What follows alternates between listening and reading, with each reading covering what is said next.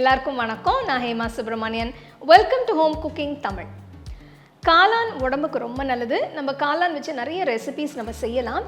இன்றைக்கி நான் உங்களுக்கு ஒரு சிம்பிள் டிஷ் காட்ட போகிறேன். இது காளான் மசாலா. இது எப்படி செய்யறதுன்னு பார்க்கலாம்.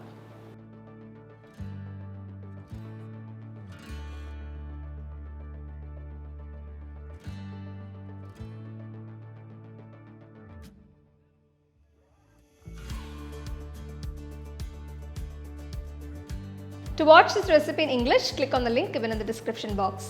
உங்களுக்கு இந்த ரெசிபி பிடிச்சிருந்ததுன்னா லைக் பண்ணி ஷேர் பண்ணி ஹோம் குக்கிங் தமிழ் சேனலுக்கு சப்ஸ்கிரைப் பண்ணுங்க.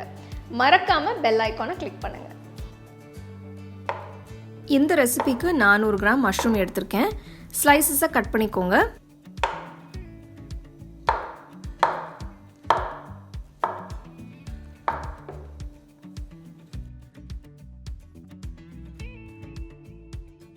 கடாயில் எண்ணெயை ஊற்றி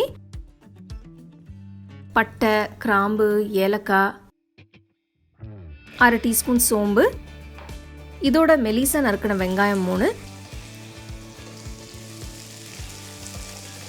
இதெல்லாமே சேர்த்து வதக்கணும். பார்த்தீங்கன்னா வெங்காயம் நல்ல பொன்னிறமாக வதங்கியிருக்கு. இதில் கீரின பச்சை மிளகாய் 2 டீஸ்பூன் இஞ்சி பூண்டு விழுது சேர்த்து வதக்கிக்கோங்க. இதோட 3 தக்காளி பொடியை நறுக்கிறது சேர்க்குறேன்.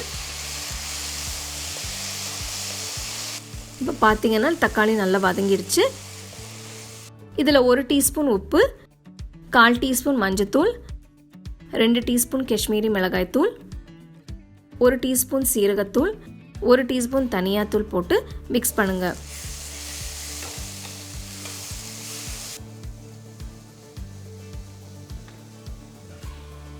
பச்சை வாசனை போனதுக்கப்புறம் கட் பண்ணி வச்ச மஷ்ரூம்ஸை சேர்த்து மிக்ஸ் பண்ணுங்க.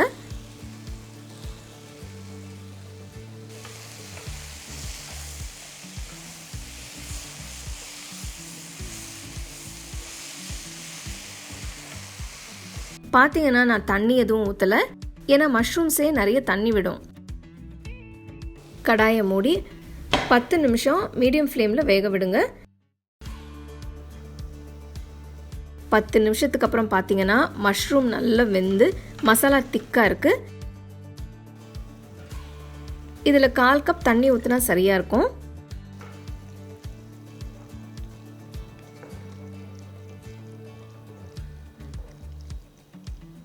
கடைசியாக 1/2 டீஸ்பூன் கரம் மசாலா தூள், கொத்தமல்லி சேர்த்து ஸ்டவ் ஆஃப் பண்ணிடுங்க.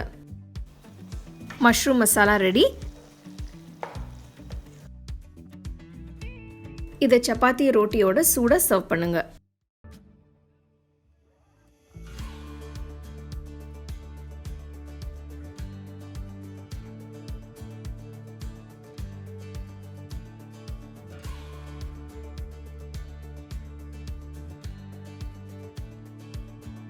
அருமையான காளான் மசாலா எப்படி செய்யறதுன்னு பார்த்தீங்க இல்லையா? ஸோ இது ஒரு நல்ல சைட் டிஷ். இது நீங்கள் சப்பாத்தி, ரோட்டி, பூரி இதுக்கெல்லாம் கூட நீங்கள் தொட்டு சாப்பிடலாம். ரொம்ப நல்லாயிருக்கும். ஸோ கண்டிப்பாக இந்த ரெசிபி நீங்கள் ட்ரை பண்ணி ரசித்து சாப்பிடுங்க. You can get a copy of our first edition of the home cooking book on 21 frames.